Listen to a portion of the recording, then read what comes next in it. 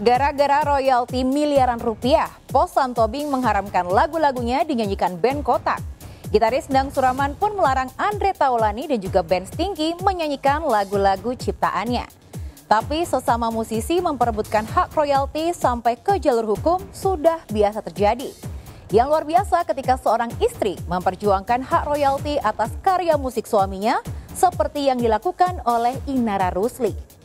Berbekal putusan Pengadilan Agama Jakarta Barat, ia menyatakan dirinya punya hak 50% atas royalti 4 buah lagu Virgon Tambunan.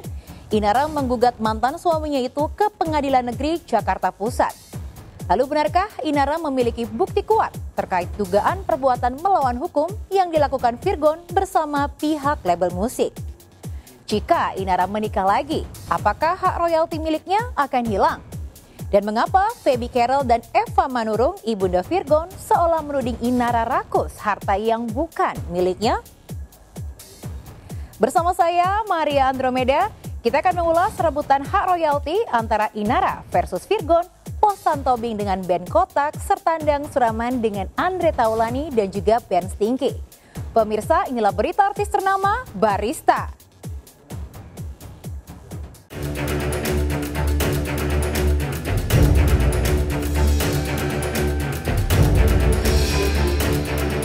Di antara musisi dan penyanyi Indonesia, bisa jadi Virgon Tambunan menjadi biduan yang paling banyak menerima royalti. Pasalnya, Virgon menjadi satu-satunya artis yang memiliki 2 video klip super hit di jajaran 10 besar video klip lagu Indonesia yang paling banyak ditonton sepanjang masa. Faktanya, lagu Surat Cinta untuk Starla menduduki urutan ke-7 dengan raihan 416 juta kali ditonton. Video klip Surat Cinta untuk Starla hanya dilampaui oleh sejumlah video klip lagu odong-odong seperti Abang Tukang Bakso, Kalau Kau Suka Hati Tepuk Tangan, Cicak-Cicak di Dinding, dan Naik Odong-odong yang semuanya dirilis belasan tahun lalu. 2 lagu lain yang melampaui lagu Surat Cinta untuk Starla adalah Lagi Cantik milik Siti Badriah dan Asal Kau Bahagia karya fenomenal band Armada. Namun Sibat dan Armada hanya mampu menyelipkan 1 video klip lagu di 10 besar, sedangkan Virgon masih punya andalan lain, yaitu Bukti yang menduduki posisi ke-10 dengan raihan 357 juta kali ditonton.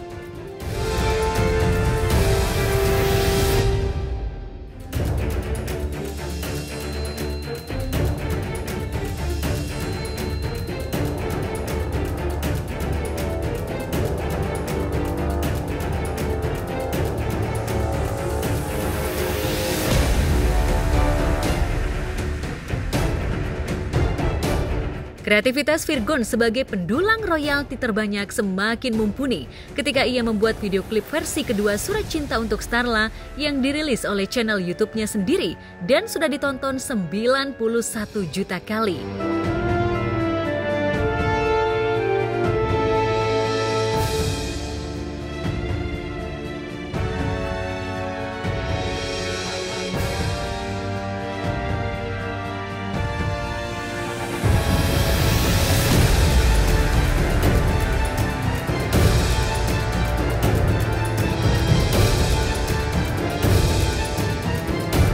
Dua lagu Virgon yang juga sangat populer di kanal YouTube adalah Saat Kau Telah Mengerti yang ditonton 66 juta kali dan Orang Yang Sama yang telah ditonton 49 juta kali. Prestasi mencetak 4 lagu hits di YouTube tentu saja mendatangkan cuan, fulus atau duit. Tak heran Inara Rusli yang mendampingi Virgon saat menciptakan 4 lagu super hit itu memperjuangkan hak royalti atas 4 lagu itu ke Pengadilan Agama Jakarta Barat. Inara memasukkan hak royalti ke dalam gugatan harta Gonogini dengan alasan lagu itu terinspirasi dari sosok istri dan anak sulung Virgon yaitu Starla. Ibu Inara ini kan mayoritas waktunya sebagai ibu rumah tangga ya. Jadi dia tidak punya mata pencarian yang tetap pada saat nanti dia hidup sendiri bersama anak-anak. Sebagai kuasa hukum, mencari agar Ibu Inara ini dapat mendapatkan mata pencarian yang cukup ataupun ya finansial yang cukup lah ketika dia menjalani hidupnya secara sendiri gitu. Salah satunya adalah dengan royalti ini. Itu nggak bisa. Kenapa saya bilang nggak bisa? Itu apa namanya ya? Itu khayal intelektualnya orang loh. Kalau hanya inspire aja nggak bisa. Kecuali pembuatan syair ataupun notasi, ya kan?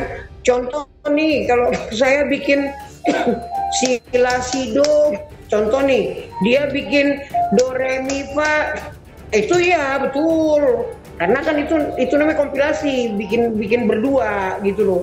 Tapi kalau hanya inspirasi, ketika kita melihat pemandangan, kita berinspirasi terus menjadi satu lagu, masa pemandangan mau klaim ke kita? Secara hukum segala macam nanti diserahin ke semuanya ke pihak tim pengacara. Saya nggak mau statement banyak-banyak karena kepentingannya untuk masa depan anak-anak saya.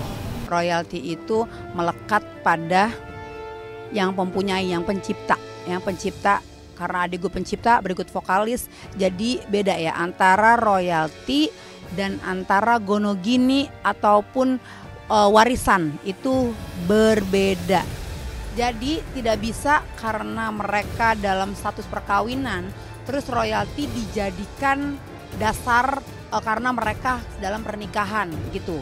Jadi dijadikan gonogini, itu nggak fair menurut gue ya. Kecuali ada perjanjian pranikah.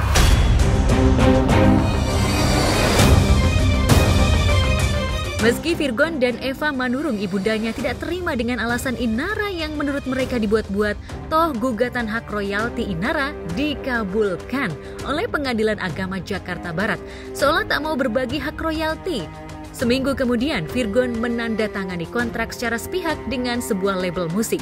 Virgon memberikan hak eksklusif 4 lagunya itu kepada label musik tanpa sepengetahuan Inara yang berdasarkan putusan Pengadilan Agama memiliki hak sebesar 50% atas royalti ke-4 lagu itu. Royalti yang sudah kami dapatkan, yang sudah diputus oleh Majelis Hakim di Pengadilan Agama Jakarta Barat itu 50%. Seperti itu. Namun 50% ini kan seharusnya 50% antara Bapak Virgon dan juga Ibu Inara. Tidak ada pihak-pihak lain seperti itu. Jadi disinilah kami ingin melakukan gugatan perdata kepada Bapak Virgon seperti itu. Ya itu kan maksudnya gugatan yang dikabulkan sama pengadilan ya. Jadi ya gimana ya, kalau memang ya itu hak dia juga sih untuk mengajukan banding. Ya semua orang sih gila harta. Kalau lihat harta ada, aku lebih suka kalau Inara bilang sama Virgon, tolong ya dikondisikan deposito anak-anak untuk sekolah. Itu saya lebih suka. Kasus pun semakin melebar karena pihak Inara tidak terima dengan sikap label musik serta Direktorat Hukum dan HAM yang diduga mengesahkan penjualan hak royalti Virgon kepada label musik. Merasa ditikung Virgon, Inara pun melaporkan mantan suaminya itu ke Pengadilan Negeri Jakarta Pusat atas dugaan perbuatan melawan hukum. Gugatan perdata itu disertai nominal kerugian yang dituntut Inara. Benarkah Inara menuntut Virgon belasan miliar? Di sini kami ingin menekankan bahwa yang kami lakukan, gugat perdata di Pengadilan Negeri Jakarta Pusat ini adalah ketika Bapak Virgon itu melakukan pengalihan atau penjualan secara sepihak. Karena hak cipta ini kan merupakan harta bersama dan ini diakui di Pengadilan Negeri Jakarta Barat. Di mana harta bersama ini dalam proses penjualan atau pengalihannya harus adanya persetujuan atau kesepakatan dari istri. Perjanjian apapun ada hitam di atas putih. Kalau perjanjian antara Inara dengan Virgon nggak ada hitam di atas putih, Inara mau nuntut secara hukum ya nggak bisa. Yang dituntut apa? Moralnya. Lagi-lagi moralnya. Setinggi apa moral orang yang para pihak yang sedang bermasalah. Teman-teman pencipta memang harus kita dengar juga. Ada yang memakai lagunya, contoh Virgon. Sebenarnya karena kita ini persahabatan. Nah, pada saat persahabatan dan kekeluargaan ini terjadi, tidak ada satu sistem manajemen internal mereka yang mengatur klausul-klausul apabila terjadi pertengkaran kecil. Kenapa saya bilang pertengkaran kecil? Karena di musik industri ini semua terkait. Jadi kita nggak perlu ribut-ribut.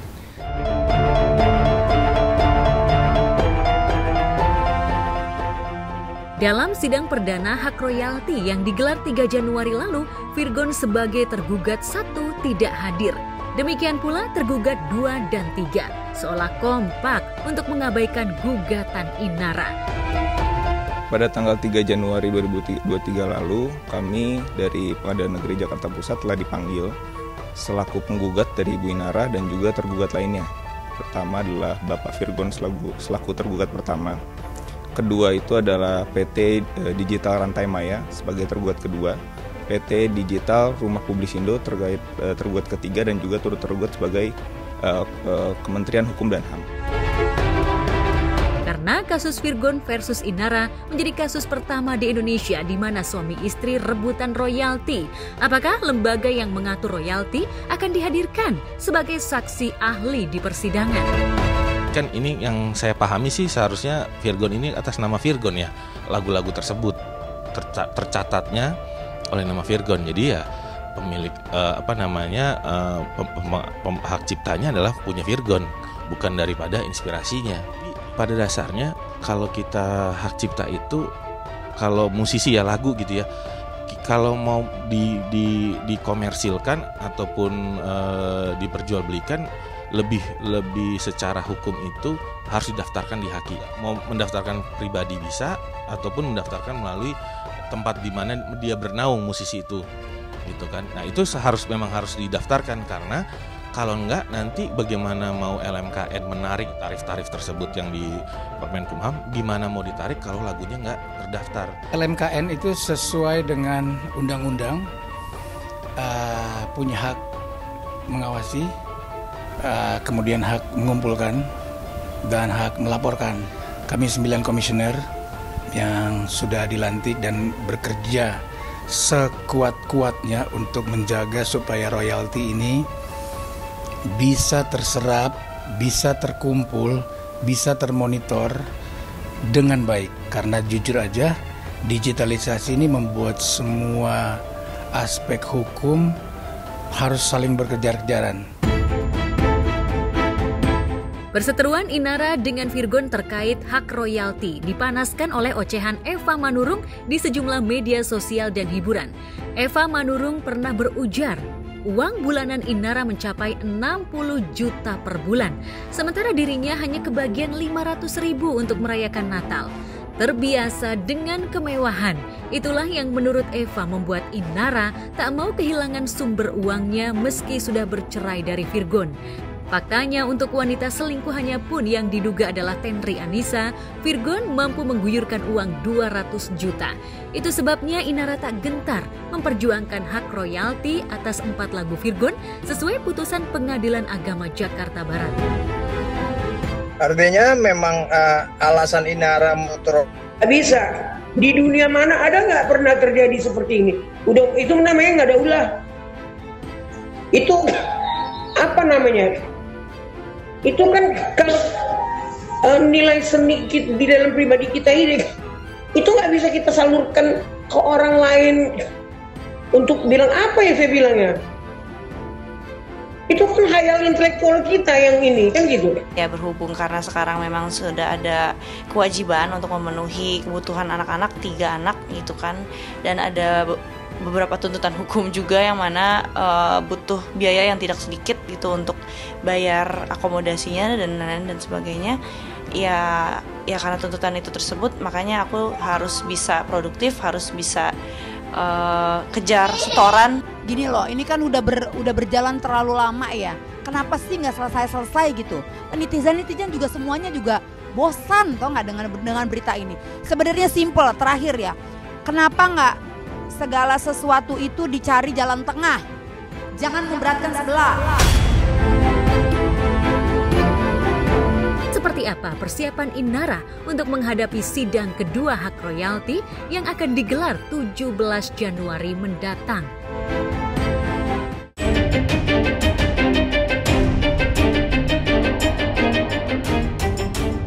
Kisruh hak royalti memang lebih sering terjadi pada sesama musisi. Nyaris saban tahun ada kasus hukum tentang pelanggaran hak cipta dan royalti yang dilakukan oleh sejumlah musisi maupun penyanyi. seperti Posan Tobing, mantan drummer Kotak, dan Julia Angelia Lepar alias Pare, mantan vokalis Kotak. Pare keluar dari Kotak karena alasan pribadi pada tahun 2006, sedangkan Posan hengkang dari band yang dibentuknya itu pada 8 Maret 2011. Meski sudah hengkang lama dari Kotak, Posan dan Pare merasa membesarkan Kotak karena banyak hits besar Kotak yang diciptakan mereka berdua. Namun, karena berbagai pertimbangan untuk urusan hukum, Pare menyerahkan sepenuhnya kepada Posan. Drama perseteruan Posan versus Sheila, Chua dan Tantri Kotak sempat mendidih lantaran ketiga personil band Kotak sempat tidak kooperatif dengan mangkir dari panggilan tim penyidik. Padahal Posan dan Pare sudah sangat geram karena pasca dilaporkan pun Kotak masih menyanyikan lagu-lagu ciptaan Posan dan Pare di acara on air maupun off air. Bayangkan Tantri, Sheila dan Chua ya, waktu itu sih yang gue lihat tuh yang ngomong aja itu Tantri dan Chua. Kok bisa ngomong kayak gitu? Lu tahu gak? Royalti itu 0. Sampai sekarang kamu pakai lagu itu, sampai detik ini kamu masih pakai lagu itu. Lagu-lagu yang ada gue di situ menciptakan. Saya banyak bukti loh kalau kalian masih bawain ya. Iya, bukti off air. Dan bukti itu sudah kami serahkan ke pihak yang berwajib juga gitu.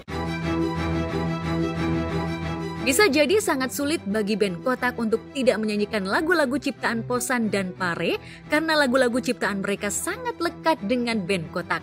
Pasalnya, Posan menyumbang 4 lagu untuk Kotak yang diciptakannya sendiri. Sedangkan lagu Pare yang mengisi sejumlah album Kotak ada 8 buah. Selain itu, Posan dan Pare juga punya sejumlah lagu yang diciptakan secara keroyokan dengan Dewiq dan Pai Burman, seperti Masih Cinta, Pelan-pelan saja, Selalu cinta, Tinggalkan saja, dan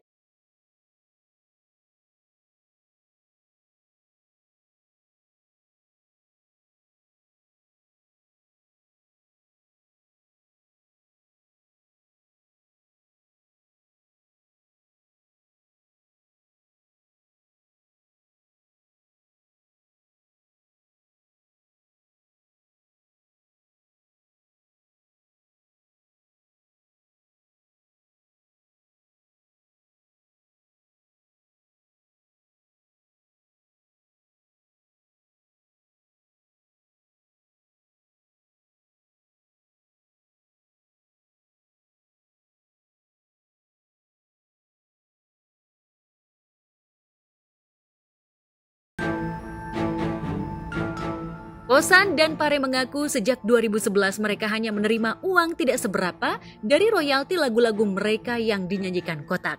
Hal itulah yang membuat mereka geram tingkat dewa. Terlebih ketika Sheila, Chua dan Tantri Kotak menyuruhnya meminta royalti kepada Wahana Musik Indonesia atau WAMI. Saya terdaftar di WAMI, saya anggota WAMI ya, dan saya cek di WAMI dan yang saya itu ngomong berdasarkan fakta yang terjadi. Itu kan saya udah posting tuh, laporan dari WAMI itu 0 terkait performing right-nya. Jadi Tantri, Sheila dan Chua itu kalian tuh ngomong tuh lugas banget, udah kayak apa yang ngerti banget gitu. Tahu-taunya laporannya 0. Saya sebetulnya tidak tertarik menyebut nama songwriter itu ya, tapi itulah contoh kasus ya. Ketika Ahmad Dhani memberikan somasi, peringatan, teguran keras terhadap Once untuk tidak membawakan lagunya, Once langsung stop membawakan lagunya. Begitu juga yang dilakukan oleh Posan terhadap Kotak. Tapi Kotak masih bawain lagunya. Secara hukum gak ada masalah, karena aturan hukum ketika lagu itu udah didaftarkan oleh publisher, saat mereka rekaman oleh perusahaan rekaman itu kan didaftarin ke LMK. Itu udah tanggung jawab LMK, udah diserahin tanggung jawab itu.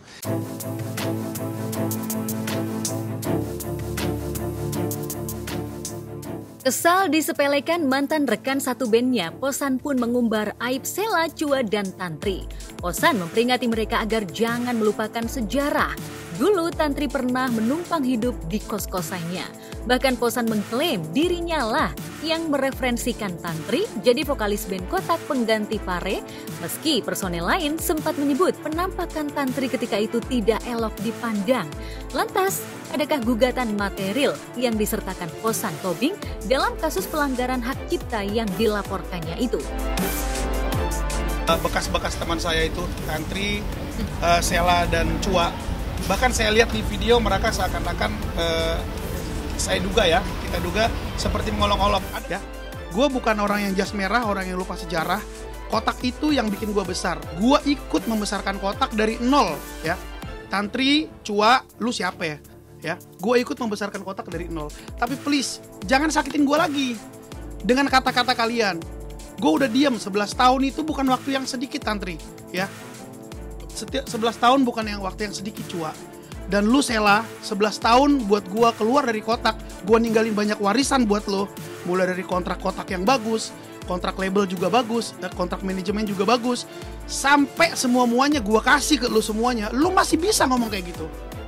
Sebelum lu bagi 3 duitnya, lu pikirin di dalam ini tuh, sebelum lu bagi 3 tuh harus lu pikirin dulu siapa-siapa yang dapat di dalam.